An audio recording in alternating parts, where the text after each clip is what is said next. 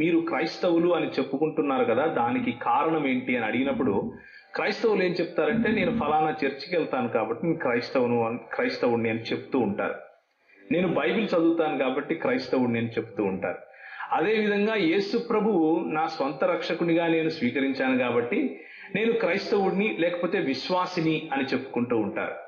ఈ అన్ని ఆన్సర్స్, ఈ అన్ని సమాధానాలు సరైనమైనప్పటికీ మనము క్రైస్తవులము అని పిలవటానికి ఒకానొక రోజు, ఒక 2000 సంవత్సరాల క్రితము కొంతమంది ఇలాంటి క్రైస్తవ విశ్వాసులను, అంటే క్రీస్తు మీద విశ్వసించిన వారిని, క్రీస్తు అనే నామమును, యేసుక్రీస్తు అనే ఒక యూదుడిని చంపి ఆయన తిరిగి లేచి 3వ రోజు పునరుత్థానుడై తిరిగి రాబోతున్నాడు అన్న అపోస్తలుల బోధను నమ్మిన వారిని చూసి ఎగతాళి చేస్తూ నవ్వుతూ, ఈడు క్రైస్తవుడు రా అన్నారు.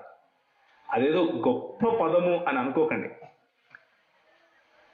అంటే ఒకవేళ మీరు ఇలా ఇక్కడ కూర్చొని ఉన్నారనుకోండి, ఎవరైనా దొంగతనం చేసిన వాడు అలా వెళ్తూ ఉంటే వాడిని చూసి వెక్కిరిస్తూ ఎగతాళి చేస్తూ వాడు దొంగరా అంటారు కదా, ఆ విధంగా మనల్ని చూసి, క్రీస్తు పైన విశ్వసించిన వారిని చూసి ఎగతాళి చేస్తూ గేలిగా అన్న పదం క్రైస్తవుడు. కానీ లోకము ఎవరినైతే ఎగతాళి చేసిందో, గేలి చేసిందో, అదే ఒక సంఘముగా మారి, క్రైస్తవుల సమూహముగా మారి, క్రీస్తు సంఘముగా మారి, క్రీస్తు ఒకానొక రోజు వచ్చి తీసుకుని వెళ్లే సంఘము, క్రీస్తు ఒకానొక రోజు తనను పెండ్లి చేసుకునే పెండ్లి కుమార్తెగా, ఆయన వధువుగా ఆయన మనల్ని తయారు చేస్తున్నాడు. కాబట్టి గర్వంగా మనం క్రైస్తవులమని చెప్పుకోవాలి.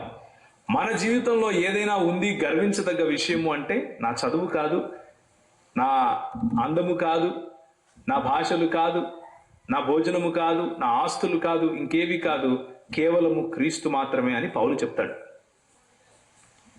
ఆ మాట మనం చెప్పగలగాలి. అలా చెప్పిన వాడు క్రైస్తవుడు, అలా చెప్పిన స్త్రీ క్రైస్తవురాలు, అలా చెప్పిన కుటుంబము క్రైస్తవ కుటుంబము, అలా చెప్పిన ఊరు క్రైస్తవ గ్రామము. చందోలు గ్రామంలో ఉన్నటువంటి ఈ పల్లె క్రైస్తవ గ్రామముగా ఉండాలి అని నేను మనస్ఫూర్తిగా ఆశిస్తూ మీతో కొన్ని మాటలు పంచుకోవాలనుకుంటున్నాను. అలాంటి క్రైస్తవులకు క్రైస్తవేతరులు కొన్ని ప్రశ్నలు వేస్తూ ఉంటారు. ఎలాంటి ప్రశ్నలు వేస్తూ ఉంటారంటే, ఏమయ్యా నువ్వు క్రైస్తవుని అని చెప్తున్నావు, బాగానే ఉంది, నీ క్రీస్తు దేవుడా అంటారు. ఎక్కడ చెప్పాడు? ఎవరితో చెప్పాడు? నువ్వు వెళ్ళి ఆదివారం అయినా పొద్దున్నే వెళ్ళిపోయి డప్పు కొట్టేస్తూ పాట పాడుతూ ఉంటారు, ఆయనకు ఆరాధనలు చేసేస్తూ ఉంటారు. ఎవరు చెప్పారా ఆరాధనలు చేయమని?